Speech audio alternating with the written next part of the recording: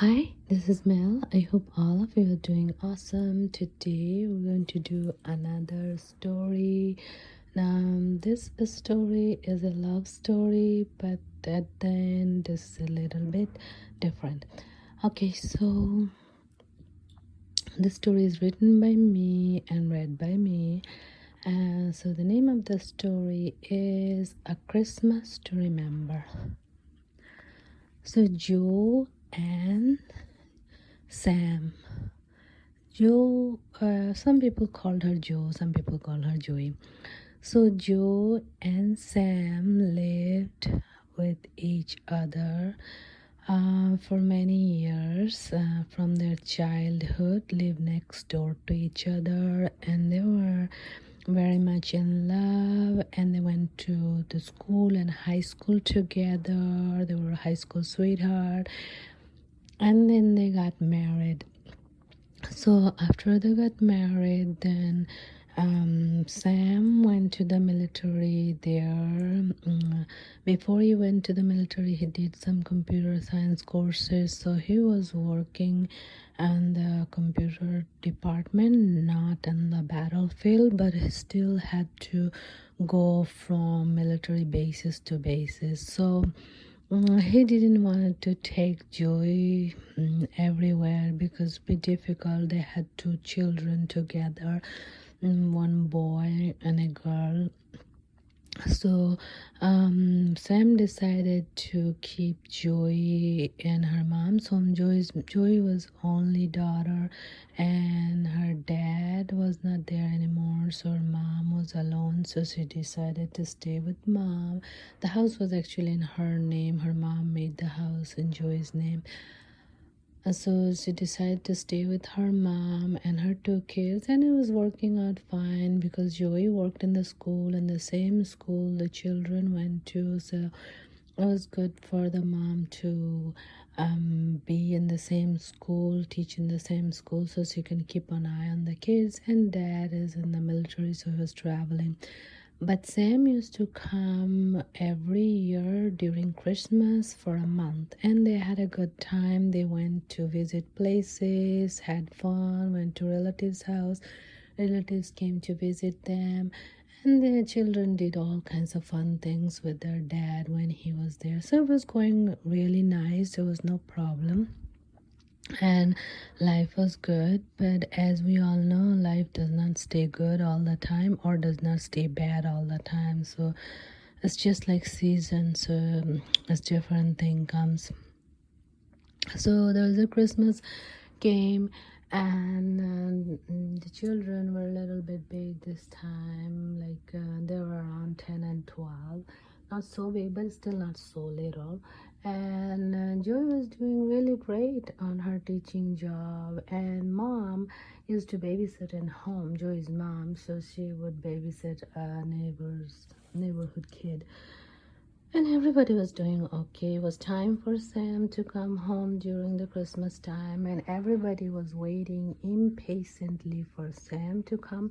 Children had long lists. They sent it to their dad to bring all the stuff. And Joey didn't want to miss out the event either, so she had few things to add, just some simple things, She didn't want it that many expensive things. All she wanted is Sam to be home during Christmas so they all have a good time. So Sam had his box full of things he was gonna bring for everybody on the Christmas, and he usually used to arrive a day or two before the Christmas Eve. So anyway, so Sam arrived the Christmas Eve, and which is a little odd because he used to come a couple of days before, but everybody thought Sam had work, and Sam did a huge shopping. There were big boxes. So children were very happy, boxes full of gifts, and Joey was very happy that Sam was home, and his mother-in-law, which is Joey's mom, was very happy that Sam was home.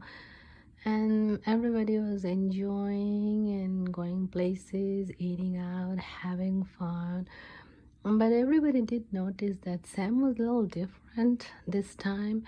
different meaning. Every moment he enjoyed very much. He did not complain about anything, and he spoke with the children and told them that he got all the gifts they asked for on the list, but in return they have to be really good and take care of mom and listen to her and be good to Nana, which is their grandma, Joy's mom, and just take care of the house, take care of mom, take care of Nana, and be very good children, grow up to be good children. So it was a lot of good lectures. And then he took Joey out for coffee and had a good conversation with her and made sure that she understood everything, all the fears about the money and where it is, how to access it, and what to do in the event of that Sam wouldn't be here. So Joy was, after she learned everything, she was like little bit like, hey Sam, what's going on with you?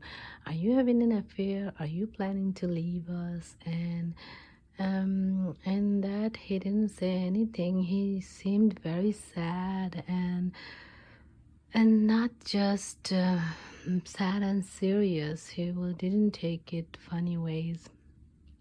So then also he came to mom, which is Nana, and he made a special tea for Nana, and they sit down in the garden. And Nana had a beautiful garden. She loved gardening. She grew almost all the vegetables that they need, and she had a passion for growing her own food. So she told Nana to take care of the family and give lots of help and support to Joey in the event that Sam is not there. So Nana, being an elderly lady, got really worried about Sam and asked her, is there any trouble? Like, are you in any kind of trouble? Or are you going to leave your family? And he just didn't say anything. He was very serious about it. So even though it was a very happy moment that Sam was there, but everybody had a feeling in just 2 days, day of the Christmas Eve and the Christmas Day, that there is something really odd about Sam. Anyway, so they all opened their gates Christmas morning, children and grown-ups. Everybody was happy that Sam brought a lot of gifts, and it seemed like he was enjoying every moment so preciously. He was hugging the children and loving them, hugging his wife 100 times, and being very nice, kind, hugging his mother-in-law as if it was just the last goodbye. Everybody was thinking something really odd about Sam. So by the Christmas night, around 10 o'clock, there was a loud noise at the door. Somebody was knocking at the door. So Joey told Sam, Sam, can you see who's at the door? And then nobody answered. So she thought that Sam is upstairs, probably went to sleep. So she went and opened the door. As she opened the door, there was two policemen who was asking, ma'am, can I speak to the lady of the house? So they said, then she said, speaking. Then they told that while the train Sam was coming had an accident, so Sam's name is on the passenger list. So then she said, and then she said, well, he's here. He came with the Christmas with boxes and all the things. And then they took her to the car, and then they gave her the body, and she just could not believe. She said, no, no, no, this is not true. She ran inside, she went upstairs, downstairs, everywhere, and he was nowhere to be found. She yells out a scream, but there was no trace of him. And then the policeman, they said, I'm so sorry, ma'am, but it is so this was from a true story, and this kind of thing does happen people's life go away in a blink, which they didn't really expect it, but they had to be somewhere and they had to finish some business and they have to do it, so they do it. And that proves that we do have a soul and spirits, and it does know who needs them and who they need to help before they go away. So it also proves that there is no death actually, because the body is gone but the soul is still there and it goes around and does its work. So we do have many lives and we do have soul and we do have the effect of our karma. So all these things are not really just talk, they are really real, and we just don't know because we really don't pay attention what goes on in the world. We just live our life daily running around, but do not sit down to think and pay attention.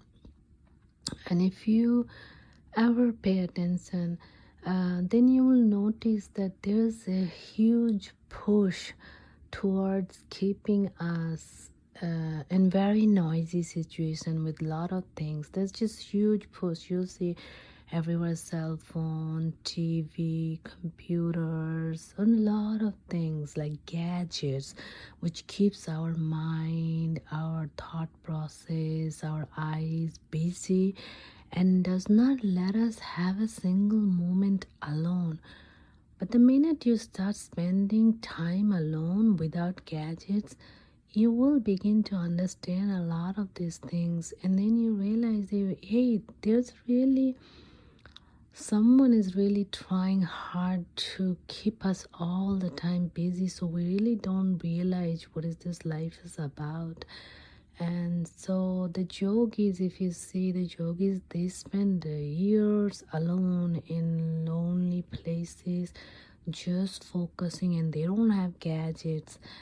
So they do understand a lot of things. They understand what his life is about and how to keep the body healthy, how to live so we don't get trapped in this misery. So there's just a lot more than our eyes meet, and that's simply because we tend to be busy all the time. The society tends to make us busy all the time. We need to have some free time to actually think what is really going on. And for that, we need to have a lonely place and just go sit, throw away all your gadgets, pack it up, and then just you start thinking what is going on, what makes us. So thank you so much. Don't forget to like, subscribe, comment, and share. I'll see you with many more. Bye bye.